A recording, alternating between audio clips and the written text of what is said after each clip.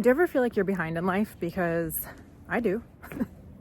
I thought it would be kind of fun today to do a little walk and talk and just share basically how I handle myself when I feel like that, because it's a really defeating feeling and it's not helpful. And so I have some things that I do to get myself out of that defeating feeling of feeling like I'm behind or that I should be further along in my life by now in certain areas. So the first thing is I wanted to share a little story about my grandma, because I just think this is super inspiring. So I have a 98-year-old grandma, at 98 and a half, and she just in this past year, in the past several months, started taking yoga classes. So 98 years old, just started taking yoga.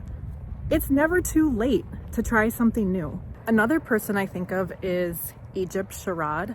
I don't know if you know her, but she is crushing it as a girl boss. She has her own real estate / design and build business with her husband. They have an HGTV show together. She's got to be a multimillionaire, and she lives in this beautiful mansion, and she's somebody that when I see, I'm like, wow, she is so much further ahead of me, and it's when just that comparison thing, when you see people who have more or are doing more or more successful than you, that's when that feeling of feeling behind can come up. Well, anyways, I heard her talking about how ever since her youngest daughter Harper was born, I think Harper's 4 or 5, something like that now, about my daughter's age. My daughter's 4. She said that she feels very slowed down in her business life, because just being a mom is so demanding and really slows you down, and it does. And I totally relate to that. But I just remember her talking about she was just so proud of herself for launching her new wallpaper line, because it was something that she had been wanting to do for a long time, and she finally did it. And I just remember being wow, she has accomplished so much, and she feels slowed down. She feels behind. And that just kind of put things in perspective. That was just a good lesson to remind me, no matter how much success somebody has, it's just a very relatable feeling I think that we all have as human beings sometimes, of that we should be further ahead than we are. And so hearing her story of how she feels slowed down, is just something that I remind myself of when I'm feeling like this. It's just a feeling. It's not it's the truth. My arm is getting tired from holding the phone up, so I think I'm gonna find a place to sit and continue this chat. Oh, I have a good idea. I'm gonna take you somewhere special.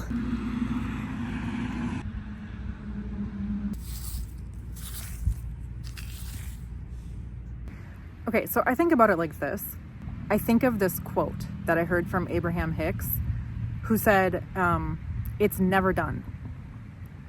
The reason why feeling behind is such a shared human experience is because it's our human nature. Oh, there's a bee. Ah. Oh God. Okay. All right, it left. Jeez. So human beings by nature, we are creators. We are creative beings. It is normal for us to feel like we're always striving for the next thing. And Abraham Hicks said, it's never done. The only time that you're going to feel done is when you die. As long as you're alive, you're always going to be working towards something, whatever that is, in your personal life, in your financial life, in your parenting life, whatever. You're never going to feel done. And so anytime that I catch myself feeling like I'm not achieving my goals fast enough, or I'm not exactly where I want to be yet, I just remind myself of that, like, I'm never gonna feel done. And usually that reminder alone is enough for me to like just get on and move on with my day and like stop beating myself up. So try that. If that still doesn't work, listen to this. Another thing Abraham Hicks says, this is a great analogy. All of the food that you're gonna consume throughout your entire lifetime, like, you wouldn't want to eat it all in one sitting, right? Like, you eat it one meal or one snack at a time. It's like all of the goals and all of the things that I'm going to accomplish in my lifetime, I wouldn't want all of those things to happen like in one day, right now, right this instant. So that's something that's helpful for me to just feel like, you know what, I'm exactly where I need to be, just like one meal at a time. A lot of people are hung up on like, they feel like they should be further ahead based on their age. For me, it's not an age thing at all. For me, it's a frustration. Like, I can really relate to Egypt Sharad, who I told you the story about earlier. Like, as a mom, like, I'm a single mom, I'm sole parenting, okay? And my daughter's 4, and I've been a single mom since she's been 1. As a mompreneur, my number one role is being a mom, and that's where like 95% of my energy goes, and the other 5%, I'm just making these numbers up, this is what it feels like, okay? The other 5% is what I have left to focus like on my business, my work life, all that stuff. It's reminding myself not to compare myself to how fast I could get things done before I became a mom, because I will never be that person again. The most important thing to me in life right now in this chapter is my daughter and being the kind of mom that I want to be. So like, it's just about not putting pressure on myself to like feel like I should be getting more done when it's like, well, yeah, I only have like 5% of my energy to like really put into what I'm doing. So what will probably take me 5 or 10 years to build, if I wasn't a sole parent, I probably would get there in, you know, half the time. But whatever, like, I wouldn't trade it. So I just have to remind myself that like, yeah, that thing, I can't compare myself to who I used to be before I was a mom. I just turned 40 and I'm in the golden decade. I heard this on, I can't remember where, some YouTube video I watched, where somebody said like that the golden decade for parenting is when your child is between the ages of 4 and 14, and my daughter's 4, because like that's the time like where it's just like it's really fun, and you know, it's before that they can drive and are like, you know, in high school and don't want to be around you and all that kind of stuff. And so that golden decade concept, like from a parenting standpoint, and then combined with what Tony Robbins said of think of your life in decades, that helps me like take a step back and just see the big picture. So like this decade, this golden decade of my 40s and raising my daughter, you know, my priorities are being the best mom I can be and building my legacy, okay? Building my empire. You know, like sometimes at the end of the day, all I did was mom. If you're a parent, you know, it's like you do 1,000,001 things, but you feel like you really have nothing to show for it. But it's like, that's what being a parent is. It's like, you know, it's like the duck on top of the water who just like looks like they're gliding by. It looks like there's like nothing going on, but underneath the feet are what are those things called? Duck feet are like paddling like crazy. It's like, that's what parenting feels like sometimes. It's like you put in so much time and energy, and sometimes at the end of the day you're like, what did I even do? I didn't even leave the house, but I know that I exhausted all of my energy. I, you know, played, in my case, it's like I played monster trucks and Hot Wheels for like 3 hours straight. We had a dance party, you know, we cooked food, we cleaned up, I did 3 loads of laundry, I made the bed, I vacuumed, I did all this stuff. And you know, but I didn't accomplish anything like work-wise. And that can be like really frustrating and not feel like a productive day. But then I just remind myself to like, take a step back and think of the whole decade, and it's like, no, it was a very productive day. Like, I showed up as the mom I want to be. I connected with my daughter. I had quality time with her.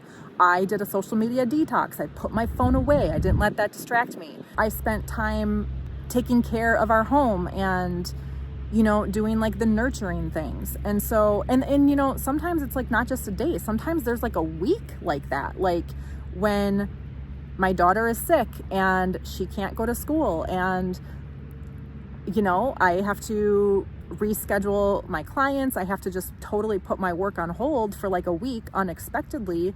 That happens sometimes. And that whole week can feel, it's challenging. It can feel really frustrating. But then I just remind myself like, okay, well, this is awesome. I get to take care of my daughter. I'm so grateful that I am doing my own thing. Like, I don't have to call a boss and ask if I can take off of work to take care of my sick daughter. I can just reschedule my clients and they understand. So, you know, and then I'm just like, okay, this week I'm just full on in mom mode, and that's my focus, and work can wait. There's that B again. In those moments of frustration, I think of the decade versus the day or the week or even the month. And that is really, really helpful. It's also changed the way that I set goals for myself. So like, you may have heard me talk about this before. I like to set up challenges for myself and like commitments, but that are at a sustainable pace and have a long time horizon. So like, for example, for YouTube, a year ago, I set a goal for myself, or like a challenge, to be on YouTube for a minimum of 10 years. So I set my time horizon like really just big and far out there, because and my goal is to post at least one video a week. And if there's a couple weeks that go by because I'm like super deep in mom mode and my daughter's sick or something like that, that's okay. Because I'm like, on the whole, over this like 10-year time span, I will meet my goals and I can take it at a more sustainable pace. And I don't beat myself up. Another helpful thing that I do when I'm feeling like, oh God, like I have all these goals and I'm just not there yet, I will just bust out my journal and I'll start writing down all of the wins. Like I literally just write like #wins at the top of my journal page, and I just start brain dumping all of the things that I'm proud of, that I have accomplished. When I get into that brain dump mode and I just start like flowing and letting the things come out, I'll write like 3 pages of wins and like things that I'm really proud of. And, you know, and then I'm like, wow, I'm actually like super accomplished for where I am right now. I'm actually further ahead in my life than I thought I would be. You know, like when I was getting divorced like 3.5 years ago, I'm living like right now, my current lifestyle was only a dream at that point. And it was something that felt really unattainable. And I didn't know if I would be able to do it. And where I am right now, I've actually accomplished like way more in a short amount of time than I thought I would.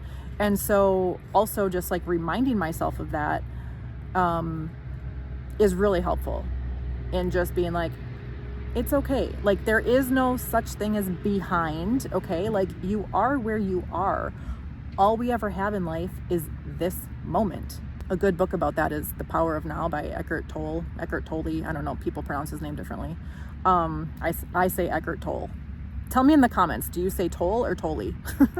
Anyways, I just wanted to share those thoughts with you today because I know that, you know, the feeling of being behind is something that I continuously like coach myself on, and something that I hear my friends talking about, like they feel behind for whatever reason. And I don't know, I just hear a lot of people talking about that, and I know that it's a struggle. And so I would love to know in the comments, like when you feel behind, what is something that you do? You know, if we can like get the conversation going of how we all help ourselves not feel that way, we could really learn from each other and get, you know, just get like a round table going of different ideas. Because yeah, it's a waste of energy. It's really negative energy. It's super defeating. Feeling that way and allowing yourself to stay there doesn't actually get you any further ahead. It just actually like stops you in your tracks and holds you back. So it's really like it's just gotta go. Like beating yourself up about not being where you're supposed to be right now, like that mindset just has like got to go. If you enjoyed this video, hit the like button. That'll let me know to you know, keep making more stuff like this. And if you're in that same position as me, like you are a parent and entrepreneur trying to juggle it all, I also made a video about what has helped me to be successful as a mompreneur. So yeah, you can check out that video by tapping on the screen, and we will see you in the next one. Bye.